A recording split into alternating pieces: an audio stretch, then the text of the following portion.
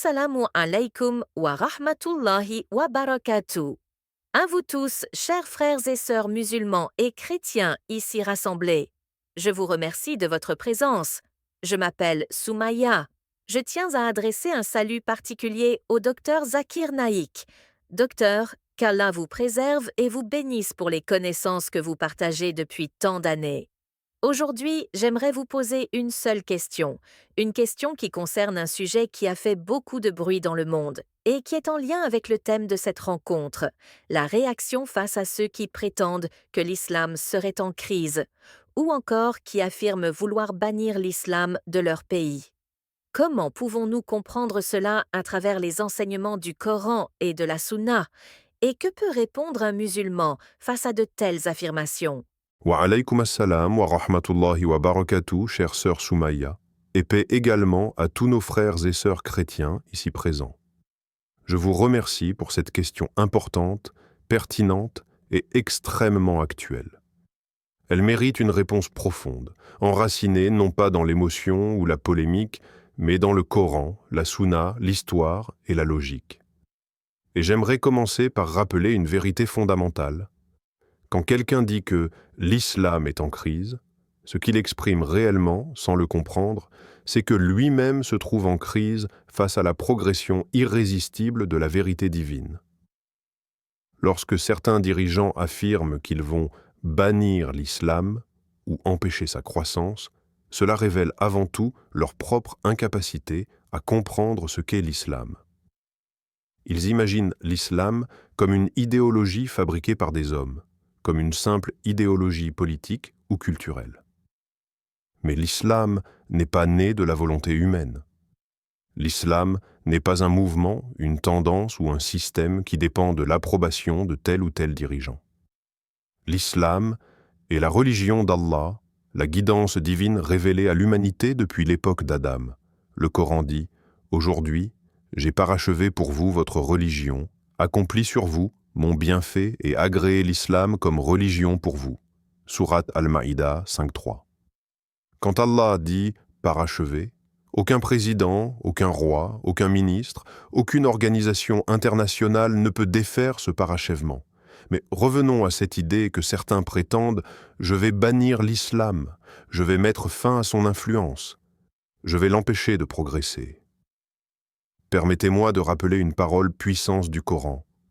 Allah dit « Ils veulent éteindre la lumière d'Allah avec leur bouche, mais Allah parachèvera sa lumière, même si les mécréants détestent cela. » Sourate Asaf, 61, verset 8. Voilà la réponse directe et éternelle à ceux qui disent « Je vais bannir l'islam ». Comment un être humain, limité, mortel, soumis au souffle d'Allah, pourrait-il prétendre éteindre la lumière d'Allah avec ses paroles? L'être humain dit « Je vais interdire », mais Allah dit « Je vais accomplir ». Et qui donc est plus vrai que la parole d'Allah? Le Coran dit « Et qui est plus véridique qu'Allah en parole ?» Sourate An-Nisa 4. 4.87. Quand un dirigeant dit « L'islam est en crise », je réponds « Non, monsieur, ce n'est pas l'islam qui est en crise. C'est vous qui êtes en crise face à l'islam. » L'islam n'est pas en crise. L'islam n'a jamais été en crise. Ce sont les consciences de certains qui sont en crise, parce qu'ils voient une réalité les dépasser. Ils voient l'islam grandir, prospérer, convaincre des millions de cœurs chaque année. Ils constatent que l'islam se répand non pas par l'épée, comme ils l'ont longtemps affirmé, mais par la raison, la logique, la spiritualité, la cohérence, la simplicité et la force intérieure. Ils observent que l'islam attire les intellectuels, les hommes et les femmes en quête de sens, les jeunes en désarroi, ceux qui cherchent une vie disciplinée, claire, verticale. Ils voient que les mosquées se remplissent, que le Coran est lu, que les conversions se multiplient dans les pays même qui se disent les plus séculiers. Alors ils déclarent que l'islam est en crise. Mais en réalité, c'est leur modèle qui s'effondre. C'est leur vision du monde qui s'écroule. Le prophète Muhammad, paix et bénédiction sur lui, a dit dans un hadith authentique rapporté par Al-Hakim: « Allah fera parvenir cette religion à toute maison de briques et à toute maison de peau, par la force de celui qui obéit et par l'humiliation de celui qui s'y oppose. » Ce hadith prophétique n'est pas authentique, pas une menace humaine. Ce n'est pas un discours politique. C'est une prophétie, une description des lois d'Allah dans son univers. Quand le prophète parle ici d'obéissance et d'humiliation, il ne parle pas d'humilier des êtres humains. Il parle des conséquences naturelles du choix que chacun fait face à la vérité. Celui qui accepte la vérité divine obtient la dignité et la guidance. Celui qui la rejette volontairement se prive lui-même de lumière. Ce n'est pas l'islam qui humilie, c'est le refus de la vérité qui humilie l'âme. Alors, pourquoi certains dirigeants occidentaux affirment-ils que l'islam serait en crise? La réponse est simple. Parce qu'ils ignorent ce qu'est réellement l'islam et parce qu'ils projettent leurs propres crises internes sur une religion qu'ils ne connaissent pas. Le Coran dit: « Ils ne connaissent du livre que la surface visible. » Sourate Al-Baqarah, 278. Ils jugent l'islam à travers les préjugés, les caricatures, les médias, les actes de quelques extrémistes isolés, alors que le Coran dit: « Et ne laissez pas la haine d'un peuple vous inciter à l'injustice. » Sourate Al-Maïda 5.8. Ils utilisent l'islam comme un outil politique pour gagner des voix, mais ils ne comprennent rien à sa profondeur, à sa miséricorde, à sa structure morale, à son universalité. L'islam n'est pas en crise. Regardez l'histoire. L'islam a survécu à des empires, à des invasions, à des tentatives d'éradication, à des campagnes de diabolisation. Il a survécu aux Mongols, aux croisades, au colonialisme, aux inquisitions médiévales, aux régimes oppressifs. Et il a non seulement survécu, mais s'est renforcé. Ibn Taymiyyah disait: « Les gens essaient de détruire l'islam, mais l'islam revient toujours plus fort, car il ne dépend pas des hommes, mais d'Allah. » Ceux qui disent vouloir bannir l'islam répètent en réalité les erreurs de Pharaon qui disait: « Je vais tuer les fils des croyants et laisser les femmes en vie. » Sourate Al-A'raf 7, 127. Quelle fut la réponse d'Allah? « Nous renforcerons les croyants. » Sourate Al-Qasas 28, 6. L'histoire se répète, génération après génération. Ceux qui veulent étouffer la vérité finissent par être écrasés par cette vérité. Non pas par une armée humaine, mais par l'ordre divin.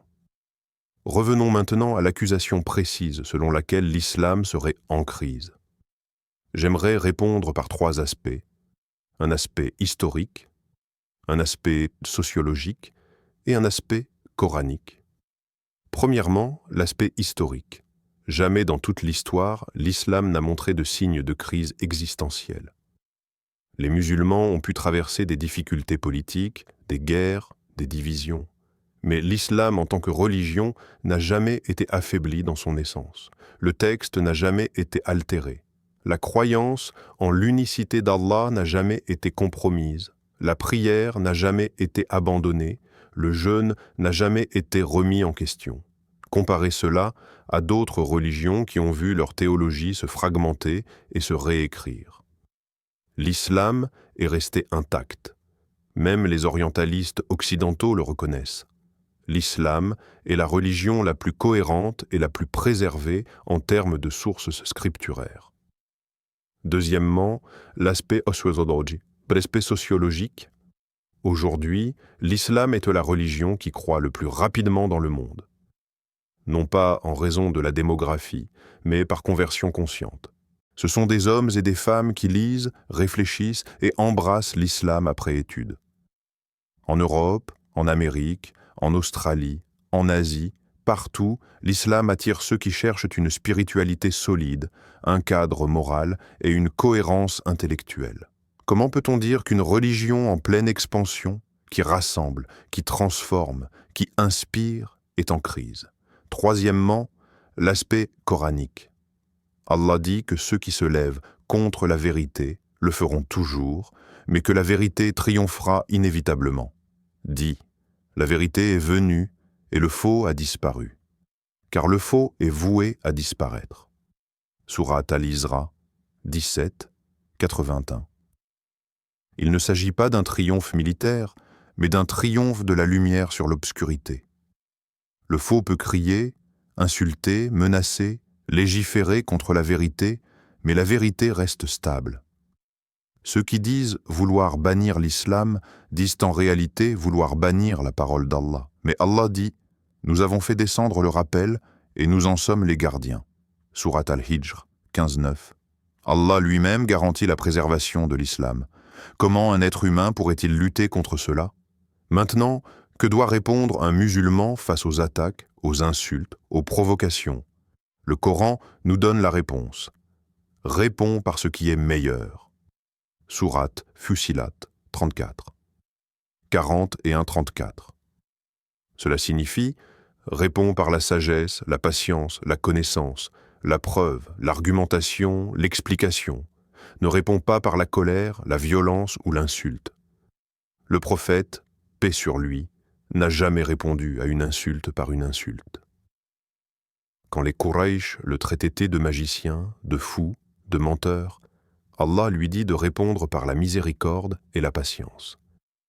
Nous savons que ta poitrine se serre à cause de ce qu'ils disent. Alors, glorifie ton Seigneur.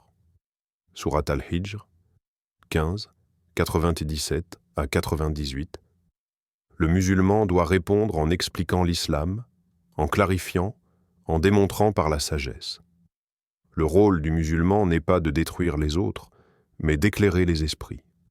Allah dit « Appelle au chemin de ton Seigneur par la sagesse et la bonne exhortation. » Sourate An-Nahl 1625. Et c'est ce que nous devons faire lorsque quelqu'un accuse l'islam. Lui répondre par l'intelligence, la logique, la science, et non par l'émotion. Regardez maintenant pourquoi certains dirigeants s'acharnent contre l'islam. Parce qu'ils veulent détourner l'attention de leur propre population. Ils utilisent l'islam comme un bouc émissaire. Ils disent « L'islam est un danger » pour que les citoyens n'observent pas l'échec économique, moral, social de leur système. Ils veulent détourner les frustrations internes vers un ennemi extérieur. Mais le Coran dit « Ils complotent ». Mais Allah est le meilleur des stratèges. Sourate Al-Anfal 8-30. Aucun mensonge ne peut durer éternellement. La vérité finit toujours par remonter à la surface. Et la vérité, c'est que l'islam apporte de la paix, de la justice, de la morale, de la dignité et un sens à l'existence. Quand quelqu'un dit « Je vais bannir l'islam », je demande « Comment vas-tu bannir la foi qui se trouve dans le cœur de millions de personnes? Comment vas-tu bannir la prière? Comment vas-tu bannir la sincérité? Comment vas-tu bannir l'amour d'Allah? Tu peux fermer des mosquées, mais tu ne peux pas fermer les cœurs. Tu peux interdire des symboles, mais tu ne peux pas interdire la lumière. Et même si tu fais tout cela, Allah dit « Quiconque place sa confiance en Allah, il lui suffit. » Sourate At-Talaq 65-3. L'islam ne se propage pas par l'État, par une armée, par des institutions puissantes. L'islam se propage par le cœur. Et aucun État au monde ne peut contrôler les cœurs. Allah dit « Tu ne peux pas guider ceux que tu aimes, mais Allah guide qui il veut. » Sourate Al-Qasas 28-56. La guidance appartient à Allah. Ni à un président, ni à un roi, ni à un ministre, ni à un philosophe. Celui qui dit vouloir bannir l'islam montre simplement qu'il n'a pas compris qu'il s'attaque à quelque chose qui le dépasse. Chère sœur Soumaya, chers frères et sœurs ici présents, musulmans et chrétiens, l'islam ne vient pas diviser. L'islam vient unir dans l'adoration d'un Dieu unique. Et ceux qui prétendent que l'islam menace la paix sont ceux qui ne l'ont jamais étudié. Le Coran dit « Allah ne vous interdit pas d'être bienfaisant et juste envers ceux qui ne vous combattent pas. » Sourate Al-Mumtahana 68. Voilà la vraie position de l'islam. Justice, bienveillance, dialogue. Et c'est exactement ce que nous faisons aujourd'hui. Nous parlons, nous échangeons, nous nous respectons. Et cela, aucun dirigeant ne peut l'empêcher. Alors, à ceux qui disent vouloir bannir l'islam, je réponds Vous êtes trop petit pour bannir la parole d'Allah. Votre vie est temporaire. Votre pouvoir est temporaire. Vos lois sont temporaires. Mais Allah est éternel. Sa parole est éternelle. Sa lumière est éternelle. Et l'islam continuera jusqu'à la fin des temps, car Allah l'a voulu ainsi. Chère Soumaïa, j'aimerais conclure en rappelant une dernière vérité du Coran. La vérité vient de votre Seigneur. Quiconque veut croire qu'il croit, et quiconque veut mécroire qu'il mécroit. Sourate Al-Kahf, 18h29. L'islam n'a pas besoin d'être imposé. Il n'a pas besoin de force. Il a seulement besoin d'être présenté. Et quand il est présenté avec sagesse et clarté, ceux qui recherchent la vérité la reconnaissent. Et à tous ceux qui écoutent aujourd'hui, musulmans comme chrétiens, je vous dis, cherchez la vérité avec sincérité. Le reste, Allah s'en chargera. Chère sœur Soumaïa, merci pour votre question. Et à toute l'audience ici présente, si vous souhaitez soutenir ce type de discussion, ce type de dialogue, ce type d'explication basée sur le Coran et la Sunna, je vous invite à vous abonner, liker, partager et commenter Allah Akbar. Lorsqu'on analyse la prétendue crise de l'islam, il est essentiel de comprendre que cette idée découle souvent d'une vision superficielle qui se limite aux événements médiatiques, aux polémiques politiques et aux conflits localisés sans jamais considérer l'essence profonde de la religion. Le monde a toujours vu des défis et des turbulences dans toutes les civilisations et dans toutes les religions. Mais l'islam se distingue par sa permanence, sa cohérence et sa capacité à inspirer et guider ses fidèles à travers les siècles. Quand nous parlons de l'islam aujourd'hui, nous devons considérer 3 dimensions cruciales: la dimension spirituelle, la dimension sociale et la dimension universelle de ses enseignements. Sur le plan spirituel, l'islam demeure intact, car il repose sur des principes éternels et universels. Le Coran et la Sunna n'ont pas changé depuis leur révélation, et Allah lui-même affirme « En vérité, nous avons fait descendre le rappel, et nous en sommes les gardiens. » Sourate Al-Hijr, 15-9. Aucun dirigeant, aucune législation, aucune mesure coercitive ne peut altérer cette réalité. La guidance divine continue de toucher le cœur de ceux qui cherchent sincèrement la vérité. C'est cette dimension spirituelle qui garantit que l'islam ne peut jamais être en crise, car il ne dépend pas des circonstances mondaines, des pouvoirs politiques ou des jugements humains. Le véritable musulman ne mesure pas la force de sa foi à l'opinion des autres, mais à la cohérence de sa relation avec Allah, à sa capacité à suivre les enseignements du prophète Muhammad, paix et bénédiction sur lui, et à mettre en pratique les valeurs du Coran dans sa vie quotidienne. La prière, le jeûne, la charité, la justice et l'éthique ne dépendent pas du climat politique ou de la mode sociale. Elles dépendent de la volonté consciente du croyant, guidée par la lumière divine. Même lorsque des lois humaines cherchent à interdire des symboles ou des pratiques islamiques, la spiritualité ne peut être bannie car elle réside dans le cœur et dans l'âme de l'individu. L'islam n'est pas une idéologie de surface, il est un système de vie complet qui transcende les contraintes temporelles. Sur le plan social, l'islam continue de jouer un rôle fondamental dans la construction de sociétés justes, équilibrées et harmonieuses. Le Coran prescrit des principes clairs de justice, d'équité et de respect des droits humains. Certes, Allah commande l'équité, la bienfaisance et l'assistance aux proches. Sourate An-Nahl, 16, 90. Ces principes ne sont pas abstraits, ils sont applicables dans toutes les sociétés et dans toutes les époques. Lorsque certaines voix prétendent que l'islam est en crise parce qu'il y aurait des divisions ou des conflits dans le monde musulman, il faut rappeler que les crises internes existent dans toutes les communautés, religieuses ou non. Elles ne reflètent pas la faiblesse de la foi ou de la religion elle-même, mais les imperfections humaines. L'islam, par sa clarté, offre des solutions à ces problèmes. Les disputes, les conflits politiques ou les injustices sociales ne sont pas des signes de défaillance du système islamique, mais des défis auxquels l'humanité entière est confrontée. Et l'islam fournit des guides précis pour les résoudre, que ce soit à travers la justice, le dialogue, la médiation ou la réconciliation. Un autre aspect important est l'universalité de l'islam. L'islam ne se limite pas à un pays, une culture ou une époque. Il est destiné à tous les hommes et à toutes les femmes, à toutes les générations.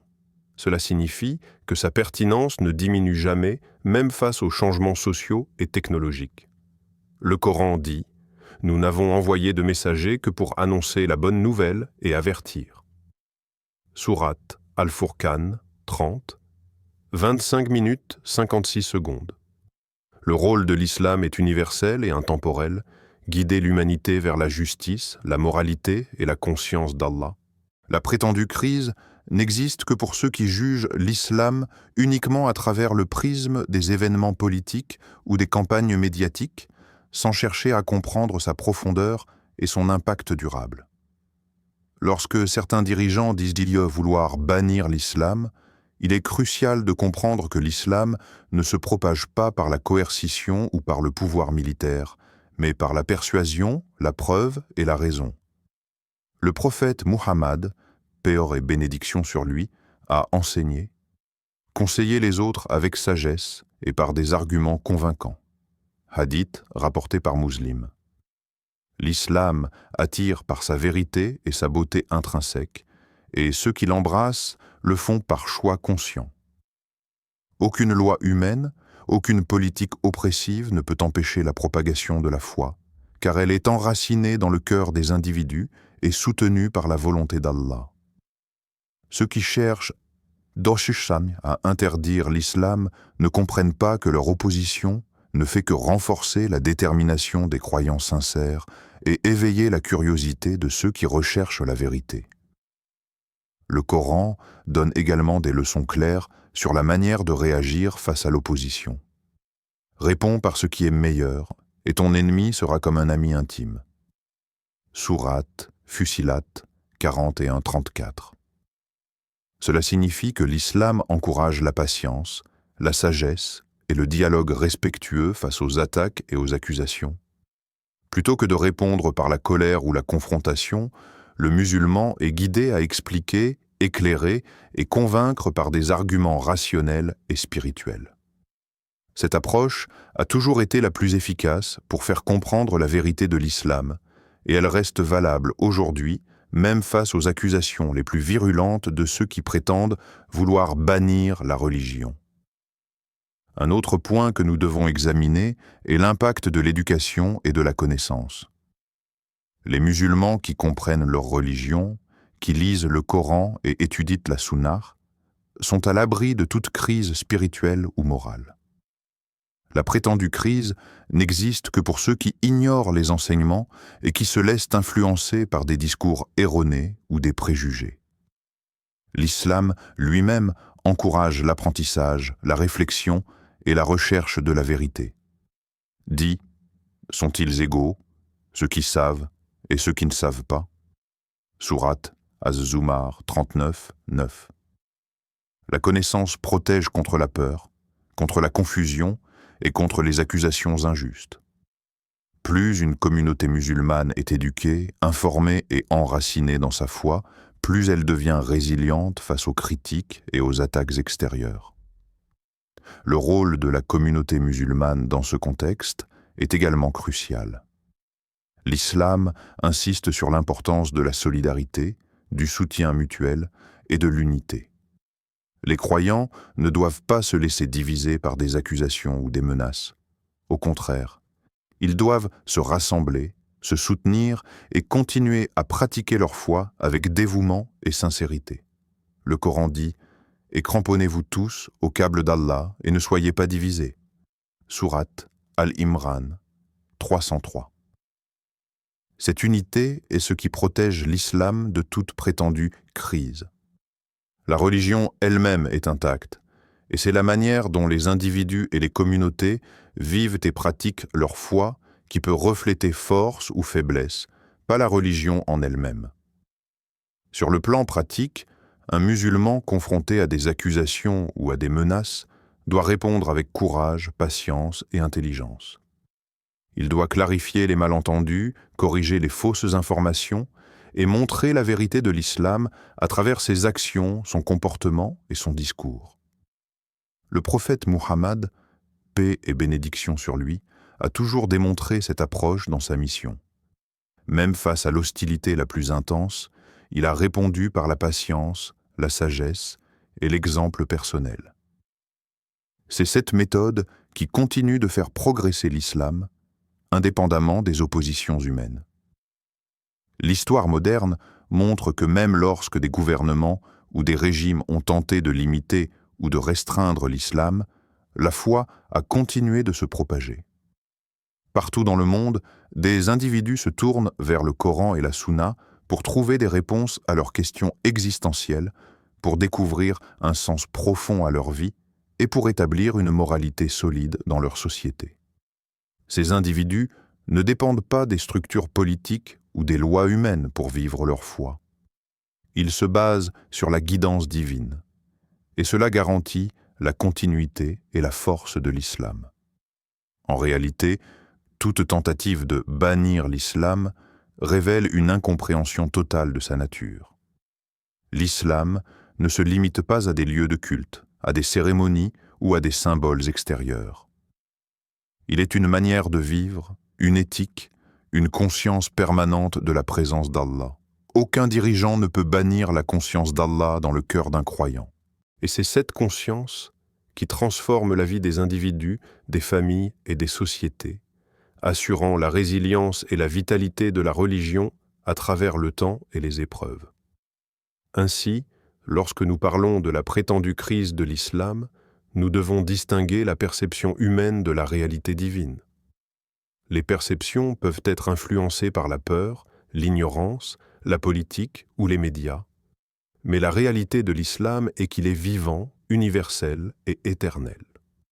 Les versets coraniques, la Sunna et l'histoire témoignent de sa force et de sa persistance. Ceux qui cherchent sincèrement à comprendre l'islam découvrent une religion profondément humaine, juste, rationnelle et spirituelle, capable de guider chaque génération dans toutes les circonstances. La vraie question n'est donc pas de savoir si l'islam est en crise, mais de savoir comment les musulmans, en tant qu'individus et communautés, peuvent continuer à incarner ces principes avec intégrité, sagesse et cohérence, malgré les défis et les oppositions.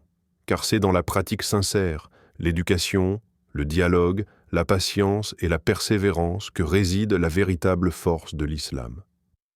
Enfin, il est crucial de rappeler que toute attaque contre l'islam, ou toute accusation de crise, constitue une occasion pour les musulmans de montrer la vérité de leur foi, de dialoguer avec respect et intelligence, et d'éclairer ceux qui ne comprennent pas.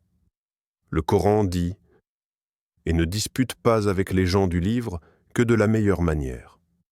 Sourate Al-Ankabut 29-46. Les confrontations ne doivent pas être un prétexte à la haine, mais une opportunité d'expliquer, de clarifier et de guider avec sagesse. C'est exactement ce que nous faisons dans ce dialogue aujourd'hui, et c'est cette méthode qui a permis à l'islam de traverser les siècles, d'inspirer des millions de cœurs et de demeurer intact malgré toutes les prétendues crises et toutes les oppositions. Je vous remercie infiniment, cher Dr Zakir Naik, d'avoir pris le temps de répondre à ma question avec tant de clarté, de profondeur et de patience. Vous avez su expliquer avec des arguments tirés du Coran et des hadiths, tout en restant accessible et humain, ce qui permet à chacun ici, qu'il soit musulman ou chrétien, de comprendre la force et la sagesse de l'islam. Vos réponses ont dissipé bien des malentendus et ont apporté une lumière sur des idées fausses que certains propagèrent à tort, en prétendant que l'islam serait en crise ou qu'il pourrait être interdit par des gouvernements humains. Vous avez montré que l'islam, par la parole d'Allah, par la guidance divine et par sa présence dans le cœur des croyants, ne peut jamais être affaibli par des actions ou des décisions humaines. Qu'Allah vous bénisse, cher professeur Dr Zakir Naik, pour tout ce que vous faites pour l'éducation, pour la propagation de la connaissance et pour rapprocher les cœurs à travers le dialogue et la vérité. Je suis profondément reconnaissante pour cette discussion et je sais que beaucoup ici partagent ce sentiment. Je vous remercie sincèrement, Soumaya, pour vos paroles aimables et pour votre question pertinente qui a permis de clarifier ce point si important. Votre manière de poser la question, avec respect et réflexion, est un exemple pour tous ceux qui cherchent à comprendre et à dialoguer. Je remercie également toute l'audience, ici présente, et ceux qui nous écoutent à travers cette vidéo, qu'ils soient musulmans, chrétiens, ou simplement des chercheurs de vérité. Je vous encourage tous à continuer de poser des questions, à approfondir vos connaissances, à étudier le Coran et les hadiths, et à réfléchir avec sincérité et logique sur la guidance divine.